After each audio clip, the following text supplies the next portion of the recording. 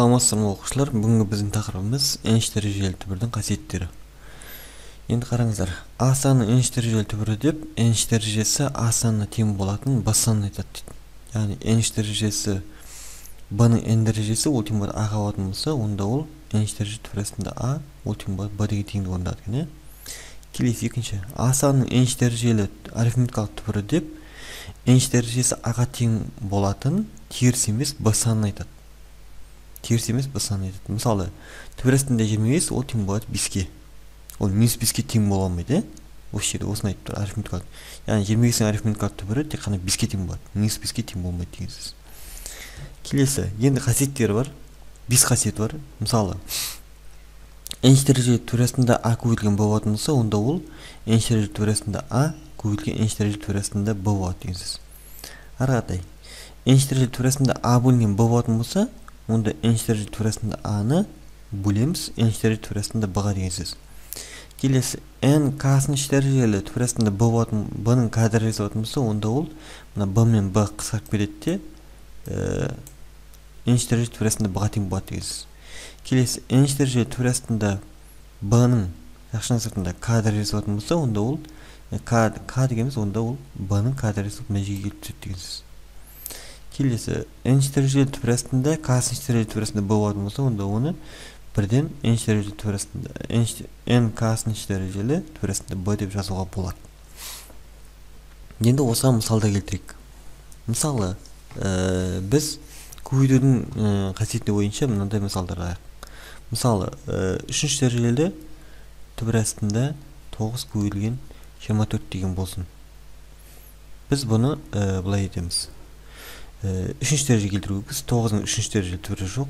Сондықтан біз 3-ші дәрежелі түбірәсінде 24-ті 3 пенен 8-ін көбейтіс түрінде алып болады. Онда 9 көбейтілген 3 көбейтілген 8 деп аламыз. Ол тең болады 3-ші дәрежелі түбірәсінде 27 көбейтілген 8 болады. Тең болады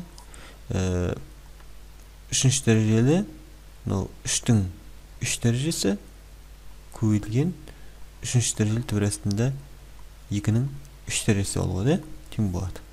Бұл жерде көбейтудің түрін жазып жүрмін, 8 бенен 27 көбейтіліп тұр ғой. Яғни біздер бірінші қасиет бойынша жазып жүріп бұл жерде. Көбейту болады мына жерде. Тең болады. Мынау 3-ші дәрежелі түбірәсінде 3-тің кубы ол 3-ке тең болады.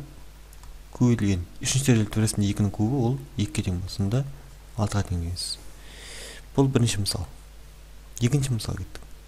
Енді бөліндіге, мысалы, қарапайым мысал алайық, біз бұған дейін білеміз. Түбірәсінде мысалы 25 бөлінген 64 деген болсын, тең болады, ол 25-ің арифметикалық түбірі ол 5 болады, ал 64-ің арифметикалық түбірі ол 8 болады. Яғни, мына жерде дәл осы есепті былай да жазуға болады, мысалы. 25 бөлінген 64 ол тең болады, түбірәсінде 25 бөлінген түбірәсінде 64. Ол тең болады 5 бөлінген 8 деп жазылады. Яғни мына жерде бөліндінің қасиетін қолданып тұрмын деген сөз. Яғни екінші қасиет бойынша. Келесі, үшінші мысал. Мысалы, 3-ші дәрежелі түбірәсінде 729 деген сан берсін. Онда ол тең болады, міне түбірдің астында 3-ші дәрежелі түбірді сөгенде бірінші жазып қояйық. Түбірдің астында 729 ол 27-ге тең болады. Ал 27 дегеннің өзі ол 3-ші дәрежелі түбірәсінде 3-тің 3 дәрежесі. Мына 3 пен мына 2-ге ұқсап кетті, сонда тек қана 3-ке тең болады деген сөз. Келесі, мысалы былай да болады. Төртінші мысал ретінде былай болады. 64 көбейтілген мысалы или 3-ші дәрежелі мысалы түбірәсінде 64 деп алуға болады. Тең болады.